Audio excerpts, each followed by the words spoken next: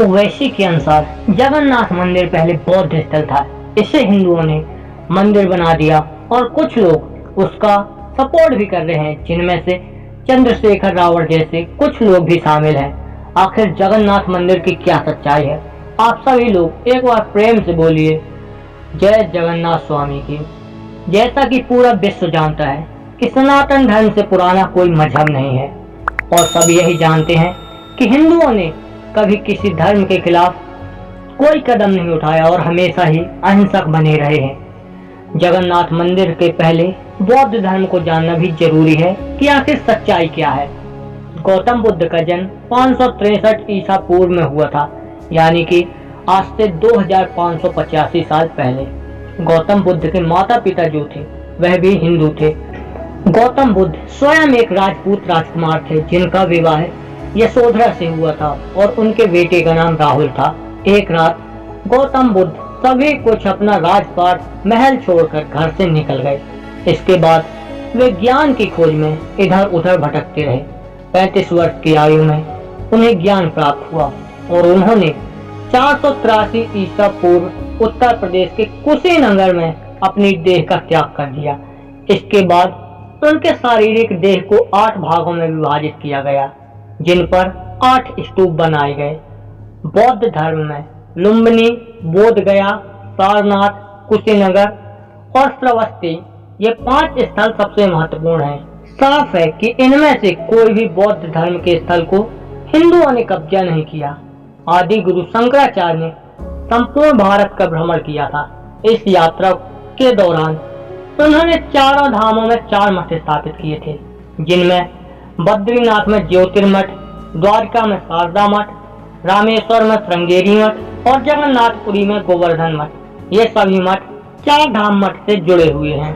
आदि गुरु शंकराचार्य का जन्म 508 ईस्वी पूर्व में हुआ था और इनकी मृत्यु 474 ईस्वी पूर्व हुई थी। यानी जब आदि गुरु शंकराचार्य ने चारों मठों की स्थापना की थी तो उस समय गौतम बुद्ध भी जीवित थे। तो इससे साफ है कि जगन्नाथ मंदिर में कोई बौद्ध स्थल नहीं था। अब जगन्नाथ मंदिर के बारे में जानते हैं। उड़ीसा राज्य के पुरी में जगन्नाथ मंदिर स्थित है। यह हिंदुओं का प्रसिद्ध स्थल है और 4 धामों में से एक है और यह मंदिर भगवान श्री कृष्ण को समर्पित है। जगन्नाथ की रथ यात्रा सारे संसार में बहुत प्रसिद्ध है, जो हर साल निकलती है। भगवान जगन्नाथ, उनके भाई बलभद्र और बहन सुभद्रा तीनों ही अलग अलग रथ में सवार होकर नगर की यात्रा में निकलते हैं। जगन्नाथ मंदिर का पहला प्रमाण महाभारत के वन पर्व में मिलता है, जिस पर लिखा है कि एक दिन मालवा के तेजस्वी राजा इंद्रद्युम्न के सपने में स्वयं भगवान जगन्नाथ आए। उन्होंने राजा से कहा कि नीलांचल पर्वत में मेरी एक मूर्ति है, जिसे नीलमाधव कहते हैं। तुम एक मंदिर बनवाकर मेरी यह मूर्ति स्थापित कर दो। इसके बाद राजा ने अपने करीबी ब्राह्मण विद्यापति के साथ नीलांचल पर्वत पर सैनिकों को भेज दिया। कबीले के लोग नीलांचल माधव की पूजा करते थे और देवता की इस मूर्ति को उन्होंने गुफा में छुपा रखा था। कबीले का मुखिया विश्वपति नील माधव का बहुत बड़ा भक्त था और वह मूर्ति राजा को किसी भी हालत में नहीं सौंपने वाला था। इसीलिए विद्यापति ने मुखिया की बेटी से विवाह कर लिया और अपनी पत्नी की सहायता से उसने मूर्ति चुराकर राजा इंद्रद्युम्न को सौंप दी।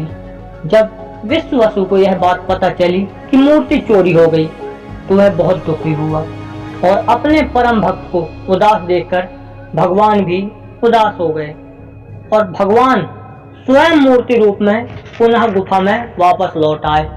कुछ दिनों बाद जब राजा ने विशाल मंदिर बनवा लिया तो भगवान से मंदिर में विराजने की प्रार्थना की। तब भगवान ने कहा, द्वारकापुरी से समुद्र में तैरकर एक विशाल लकड़ी का टुकड़ा आ रहा है, उसी से मूर्ति का निर्माण करवाओ। राजा के सेवकों ने उस मूर्ति को टुकड़े को ढूंढ तो लिया पर उसे मूर्ति नहीं बना पाए। तब राजा ने कबीले के मुखिया विश्ववसु को बुलाया, जो कि नील माधव का बहुत बड़ा भक्त था। विश्ववसु ने अकेले ही मूर्ति का टुकड़ा उठा लाया। इसके बाद बूढ़े कारीगर के रूप में भगवान विश्वकर्मा स्वयं आए और उन्होंने राजा से कहा, वह मूर्ति तो बना सकते हैं, लेकिन एक शर्त है कि मूर्ति बनाने में 21 दिन लगेंगे और कोई भी मेरे समीप नहीं आएगा। इसके बाद वह एक कमरे को बंद करके मूर्ति बनाने लगे और बाहर लोगों को सभी हथियारों की आवाज छेनी हथौड़े की सुनाई देने लगी। एक दिन राजा की पत्नी गुडिंचा कमरे के बाहर गई और उसे कोई भी आवाज सुनाई नहीं दी। गुडिंचा ने सोचा, कारीगर बूढ़ा तो था, तो कहीं यह मर तो नहीं गया।